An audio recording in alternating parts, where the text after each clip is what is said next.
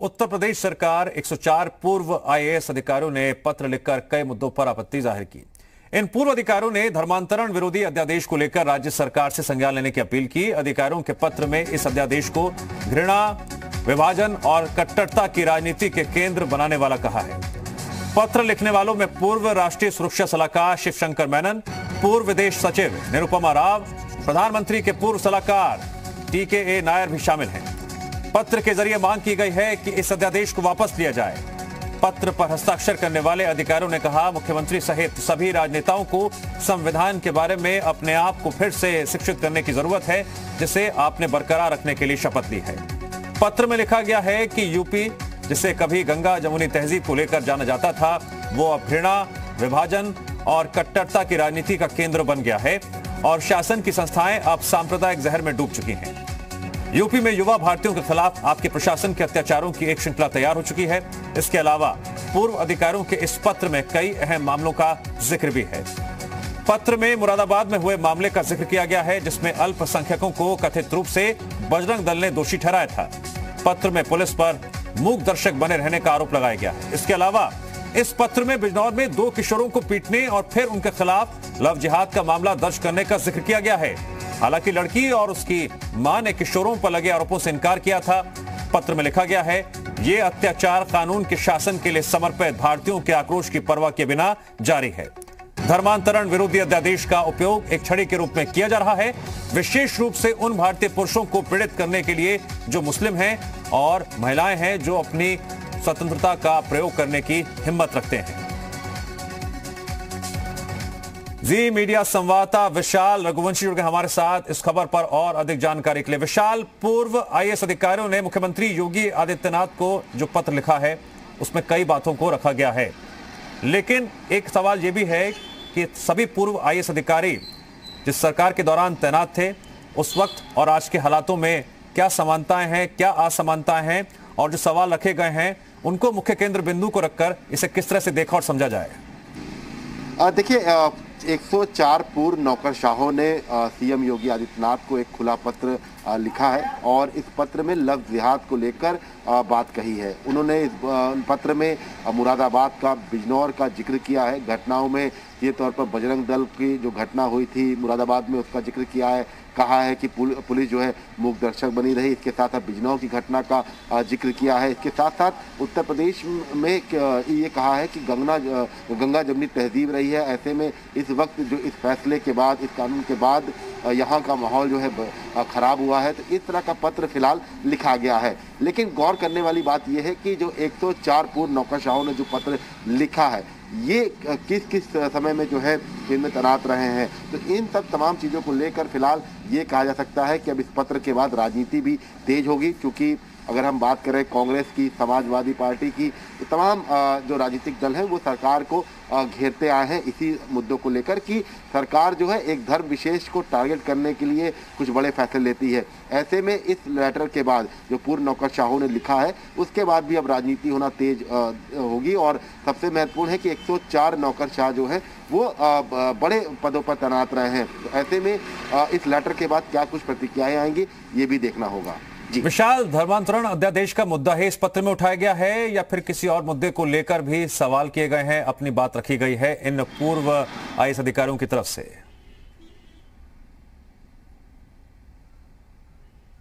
देखिए, टारगेट जो किया गया है वो धर्मांतरण कानून को लेकर ही किया गया है और इस बात का जिक्र किया गया है कि उत्तर प्रदेश गंगा जमुनी तहजीब के लिए जाना जाता था। लेकिन अब माहौल बदल चुका है। बदले हुए माहौल में उत्तर प्रदेश में जो सरकारी मशीनरी है, उसमें कहीं ना कहीं से एक धर्म विशेष को लेकर एक व्यवस्था जो है वो आ गई है। इस तरह की जो तमाम चीज़ें हैं वो पत्र में लिखी गई हैं। हालांकि ये जो जितने भी ये पत्र में जितने भी लोग हैं, ये सब तमाम पूर्व नौकरशाह हैं। करंट पे कोई भी इस वक्त नौकरी में नहीं है और इनकी जो तैनाती रही है वो केंद्र में ज़्यादातर समय पे रही है। तो ऐसे में इस पत्र को लेकर अभी क्या कुछ प्रतिक्रियाएं आएंगी।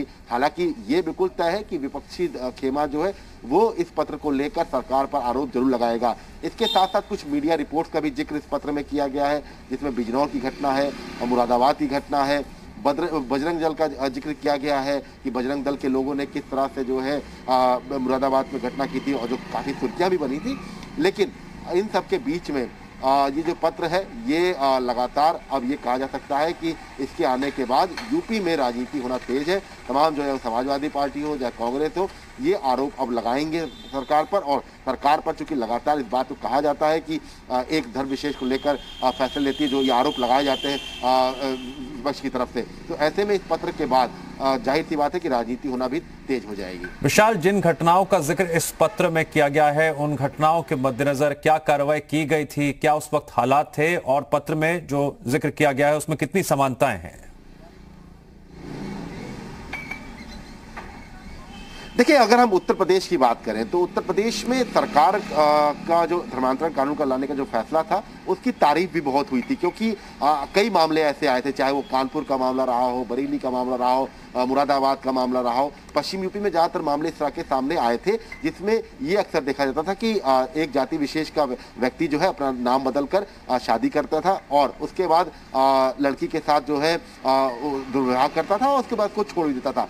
तो इस तरह की मामलों को लेकर कोई एक ऑथेंटिक जो सजा की जो प्रावधान था वो नहीं किया गया था। ऐसे में अब जाहिर सी बात है कि सरकार का जो एक प्रयोग था कि सरकार का कहना था कि अगर हम कानून लाएंगे तो उसके बाद इस तरह घटनाओं पर रोक लगेगी। तो फिलहाल कैबिनेट से पास हुआ, राज्यपाल ने मंजूरी दी, कानून आ गया, और अब उसका नतीजा ये है कि एक सजा का प्रावधान जब से हो गया है तब से चीजें काफी कम हो रही है, दिखाई पड़ रही है। क्योंकि पहले ये होता था कि चाहे वो बजरंग दल हो, आरएसएस हो, इस तरह की मुहिम जरूर चलाते थे, लेकिन कोई कानून स्पेसिफिक नहीं था। तो ऐसे में तमाम जो धाराएं लगती थी वो बहुत ज़्यादा महत्वपूर्ण नहीं होती थी, बहुत कमज़ोर धाराएं होती थी, उनमें सजा का प्रावधान भी बहुत ज़्यादा नहीं था, जुर्माने की राशि का प्रावधान भी बहुत ज़्यादा नहीं था। तो इन सब चीज़ों को देखते हुए सरकार ने बाकायदा इसके लिए विधि आयोग से अध्ययन करने के लिए कहा। विधि आयोग से ये पूरा अध्ययन करके कानून बनाने के लिए कानून मंत्रालय के पास गया, उसके बाद वहाँ से पूरी एक राय मशवरा हुआ, कैबिनेट से पास हुआ। तो उसके बाद घटनाओं में कमी आएगी, ये सरकार का मानना था, और सरकार ने इसीलिए धर्मांतरण कानून लाया। उसके बाद अब देखिए एमपी में भी कुछ इसी तरह की चीजें देखने को मिली है, एमपी में भी कानून लाया गया।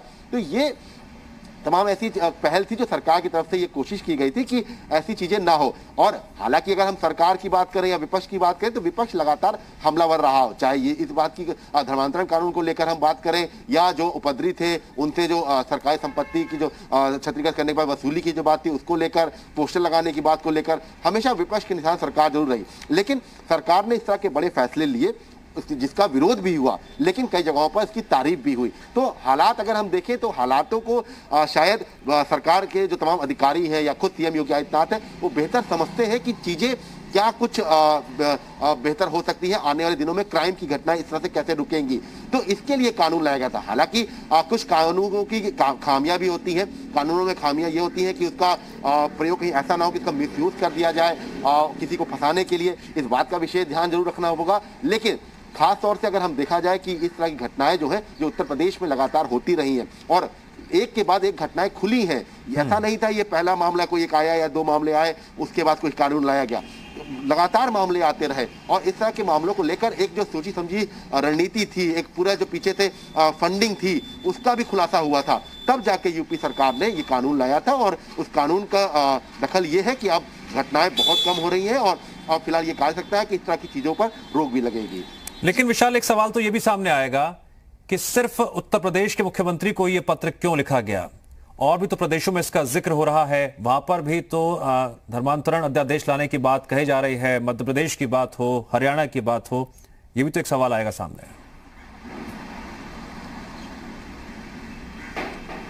देखिए बिल्कुल ये सबसे बड़ी बात है कि उत्तर प्रदेश के मुख्यमंत्री को ही ये पत्र क्यों लिखा गया है। हालांकि एक सवाल इस सवाल का जवाब ये भी है कि उत्तर प्रदेश पहला ऐसा राज्य बना है जिसने धर्मांतरण को लेकर स्पेसिफिक एक कानून लाया है, बाकायदा राज्यपाल से उसकी मंजूरी भी करा के कानून लागू भी हो गया है और कई मामलों में अब जो है कार्रवाई भी हुई है।